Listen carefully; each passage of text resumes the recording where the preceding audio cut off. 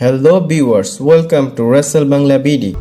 সবার প্রথম কথা বলবো রোমান রেন্সের বিষয়। আর রোমান রেন্স কি মানডে নাইট রতে থাকবে? কালকে যে মানডে নাইট রটা হওয়ার কথা সেটা কিন্তু আজকে রাত্রেই হবে। মানে মানডে নাইট র আপনারা মানডে নাইট রতেই দেখতে পারবেন। এই মাসে যে কয়টা শো হবে স্ম্যাকডাউন এবং মানডে নাইট র আপনারা মানডেতে দেখতে পারবেন, স্যাটারডে নাইট স্ম্যাকডাউন আপনারা স্যাটারডে নাইটেই দেখতে পারবেন। আর এটা হওয়ার কারণ হচ্ছে শোটা ইউএস থেকে হচ্ছে না, ইউএস এর বাইরে হচ্ছে। আর এমনিতে রোমান রেন্স কি মানডে নাইট রতে থাকবে? আপডেটে বলা হচ্ছে রোমান রেন্স অ্যাডভার্টাইজ না, তার মানে সে মানডে নাইট রতে থাকবে না। রোমান রেন্স 15 তারিখে যে মানডে নাইট রটা হবে সেটার জন্য অ্যাডভার্টাইজ আছে। তারপরে 22 তারিখে যে মানডে নাইট র হবে সেটার জন্য অ্যাডভার্টাইজ আছে। এরপরে যে রগুলো হবে সেখানে তাকে এখনো অ্যাডভার্টাইজ করা হয়নি। অ্যাডভার্টাইজ করলে আপনাদের আমি জানাবো। কিন্তু রোমান রেন্স আজকে রাত্রে যে মানডে নাইট রটা হবে সেখানে সে আসবে না। এবং আপনাদের বলে দেই, রেসলম্যানিয়ার পর থেকে রোমান রেন্স একটা মানডে নাইট র মিস করেনি, শুধু এই মানডে নাইট রটা মিস করতেছে।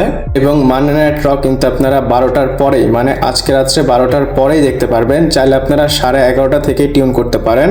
আপনারা রাত্রে মানডে নাইট র দেখে ঘুমায় পড়তে পারবেন। এরপর মানডে নাইট র এর প্রিভিউ আপনাদের বলবো। তো আজকে মানডে নাইট রতে কি কি হবে সেটা আপনাদের বলে দেই। আপনারা হয়তো মানডে নাইট র এর কার্ডগুলো দেখতেই পাচ্ছেন।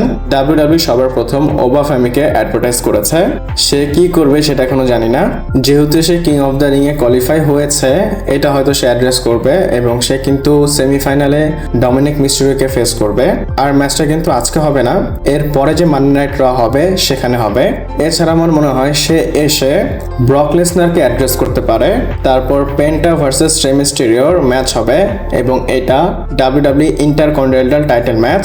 রে মিস্টেরিও ভার্সেস পেন্টার মধ্যে যদি ম্যাচটা হয় ভালোই হবে এবং আমার মনে হয় টাইটেলও চেঞ্জ হতে পারে। তারপর সোল রুকা ভার্সেস লাইরা ভালকিরিয়ার ম্যাচ হবে ডাব্লিউডাব্লিউ ইন্টারকন্টিনেন্টাল চ্যাম্পিয়নশিপের জন্য। মানডে নাইট রতে দুইটা ইন্টারকন্টিনেন্টাল টাইটেল ডিফেন্ড হবে, একটা মেন্স একটা উইমেন্স ডিভিশন। তারপর কিং অফ দ্য রিং টুর্নামেন্টের জন্য কোয়ালিফাই ম্যাচ হবে Seth Rollins, Jevon Owens, Ricky Saints and Tala টোঙ্গার মধ্যে। তারপর Queen of the Ring tournament হবে Becky Lynch, Liv Morgan, Alexa Bliss, Chelsea গ্রিনের মধ্যে। আমার মনে হচ্ছে কুইন অফ দ্য রিং এ লিভ মর্গান আগে যাবে আর কিং অফ দ্য রিং এ স্যাথ রলিন্স হয়তো কোয়ালিফাই করবে। সে কিং অফ দ্য রিং যদি নাও জিতে ডেফিনেটলি সে কোয়ালিফাই করে আগে যাবে। এটা কিন্তু আমার প্রেডিকশন, আপনারা আপনাদের প্রেডিকশন বলতে পারেন। আর এইগুলোই মানডে নাইট র এর জন্য কনফার্ম করা হয়েছে। আর আপনারা আজকে 12টার মধ্যে এটা দেখতে পারবেন, তো কেউ মিস করবেন না মানডে নাইট রটাকে। এরপর র্যান্ডি অর্টনের বিষয়ে কথা বলবো। র্যান্ডি অর্টন মাল্টিপল কিছু স্ম্যাকডাউনের জন্য অ্যাডভার্টাইজ আছে। আর এই অ্যাডভার্টাইজের জন্য সে কি তাড়াতাড়ি আসবে এটার বিষয়ে একটা আপডেট এসেছে। আপডেটটা এসেছে সন অফ স্যাফ থেকে। বলা হচ্ছে তাকে যতই আলাদা আলাদা শো এর জন্য অ্যাডভার্টাইজ করা হোক, তাকে ডাব্লিউডাব্লিউ এখনো প্ল্যান করতেছে না যে নিয়ে আসবে, মানে ডাব্লিউডাব্লিউ তার কামব্যাক করাবে না। 29 মের জন্য কিন্তু র্যান্ডি অর্টন অ্যাডভার্টাইজ ছিল। আমরা ভেবেছিলাম ক্ল্যাশ ইন ইটলির আগে সে হয়তো আসবে, কিন্তু সে আসেনি। র্যান্ডি অর্টন যত অ্যাডভার্টাইজ থাকুক কেউ জানে না সে কখন আসবে। আর এখনো কিন্তু ডাব্লিউডাব্লিউ প্ল্যানে কিছুই নেই, মানে র্যান্ডি অর্টনকে তারা যে নিয়ে আসবে তারা কোনো প্ল্যানই করতেছে না। আর এটা খুবই কনসার্নিং। সেম এই অবস্থা আমরা সিএম পাঙ্কের সাথে দেখেছি। এদের কি কোনো প্ল্যান নেই? র্যান্ডি অর্টনের জন্য খুবই খারাপ লাগে। পাঙ্কের কাহিনী তো শেষ হয়ে গিয়েছে রোমানের সাথে, কিন্তু র্যান্ডি অর্টনের কাহিনী কিন্তু কোডির সাথে শেষ হতে পারলো না। আর র্যান্ডি অর্টন যদি আসে অবভিয়াসলি সে কোডির সামনাসামনি হবে। যতটুকু আমি চেয়েছিলাম রেসলম্যানিয়াতে এদের কাহিনীটা যেন শেষ হয়, কিন্তু সেটা ডাব্লিউডাব্লিউ করলো না। এবং আপনাদের বলে দেই, র্যান্ডি অর্টন কিন্তু ইনজুরিতে পড়েনি, ডাব্লিউডাব্লিউ ইচ্ছা করে তাকে অফ দিয়েছে। এবং এটা ক্রিয়েটিভ অফ, ডাব্লিউডাব্লিউর কাছে কোনো প্ল্যানই নেই তাকে নিয়ে। অনেকদিন পর র্যান্ডি অর্টনকে নিয়ে আপডেট আসলো, বাট এটা খুবই ডিসঅ্যাপয়েন্টিং একটা আপডেট। এটার উপর আপনাদের কেমন টেক আমাকে কমেন্ট করে জানাতে পারেন। এরপর কথা বলবো ভেন্স রুসোর বিষয়। এবং ভেন্স রুসো ডাব্লিউডাব্লিউর ক্রিয়েটিভ টিমকে খুবই হেভিলি ক্রিটিসাইজ করেছে এবং সে জনাথন কোচম্যানের সাথে মিলে এই কথাগুলো বলেছে।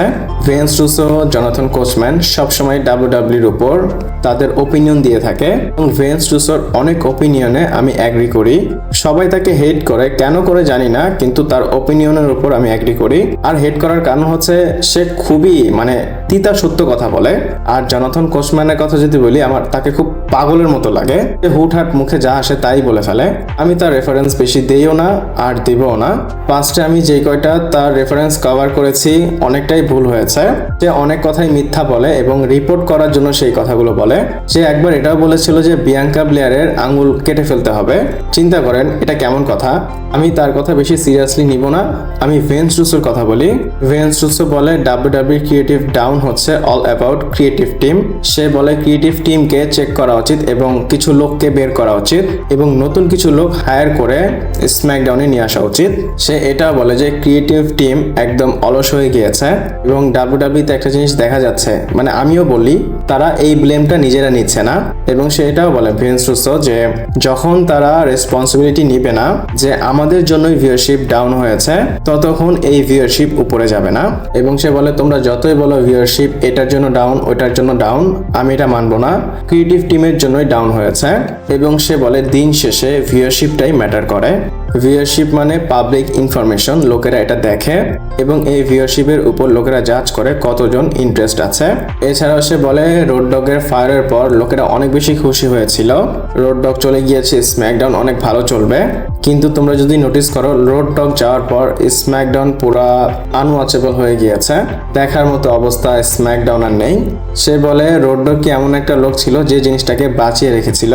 রোড ডগ যেহেতু মেন ছিল, লোকেরা মনে করেছিল রোড ডগের জন্যই স্ম্যাকডাউনের এই অবস্থা। আসলে রোড ডগ স্ম্যাকডাউনের টিউন, মানে মানুষ যে টিউন করবে এটাকে ধরে রেখেছিল। দেখেন ভেন্স রুসো যেই কথাগুলো বলেছে, আমি বলবো রোড ডগ যেগুলো বলেছে সে ঠিক একটা কনস্পিরেন্সি থিওরি বলেছে। যদি আপনারা নোটিস করেন রোড ডগ যাওয়ার পর WWE এর প্রোডাক্ট আরো বেশি নষ্ট হয়েছে। রাতে স্ম্যাকডাউন দেখতেছে না, সকালে স্ম্যাকডাউন দেখতেছে না। স্ম্যাকডাউন আসলে কখনোই কেউ দেখে না। ইনফ্যাক্ট আজকের ডেটে সোশ্যাল মিডিয়াতে কোনো ইন্টারেস্টিং স্ম্যাকডাউনের ক্লিপও ভাইরাল হয় না। মেন সেগমেন্ট জাস্ট কোডিড হয়, সেটাও বোরিং হয়, ইউটিউবে ভিউ আসে না। ভেন্স রুসো যেটা বলেছে আপনাদের কি মনে হয় আমাকে কমেন্ট করে জানাতে পারেন। এরপর জিলাফাটোর বিষয়ে কথা বলবো। আর প্রশ্ন হচ্ছে জিলাফাটো কি ব্লাড লাইনে আসবে? এই প্রশ্ন আপনার আমার সবার মধ্যে আছে। প্রত্যেকটা পেপার ভিউতে আমরা ওয়েট করি হয়তো জিলাফাটো আসবে। যখনই ব্লাড লাইনের কোনো ম্যাচ হয় আমরা মনে করি সে এই শোতেই আসবে। সোলো এবং রোমেনের ম্যাচ হয়তো সামনে গিয়ে হবে, তখন আবার আমরা স্পেকুলেশন পাবো যে জিলাফাটো আসবে। তো আপডেটে বলা হচ্ছে এই বছরে WWE কোনো প্ল্যান নেই তাকে নিয়ে আসবে, মানে WWE এখনো সিদ্ধান্তই নেয়নি এই বছর তারা জিলাফাটোকে সাইন করবে। বাট নেভার সে নেভার, যে কোনো সময় হতে পারে। কিন্তু যেহেতু তারা বলে দিয়েছে তারা ওইভাবে চিন্তা করবে না এই বছর। আমার এখানে একটা জিনিস মানে মাথায় এসেছে, যদি ওয়ার গেম ম্যাচ করে ব্লাড লাইন ভার্সেস ব্লাড লাইনের, হয়তো জিলাফাটো সোলো সিকার টিমে আসতে পারে। আর যদি রয়েস কিস চলে আসে তাহলে হয়তো সে আসবে না। আপনাদের কি মনে হয় আমাকে কমেন্ট করে জানাতে পারেন। আমি পার্সোনালি চাই সে আসুক। তো ভিডিওটা এই পর্যন্তই ছিল। ভালো লাগলে লাইক কমেন্ট শেয়ার সাবস্ক্রাইব করে পাশে থাকবেন। পরবর্তী ভিডিওতে আবার দেখা হচ্ছে।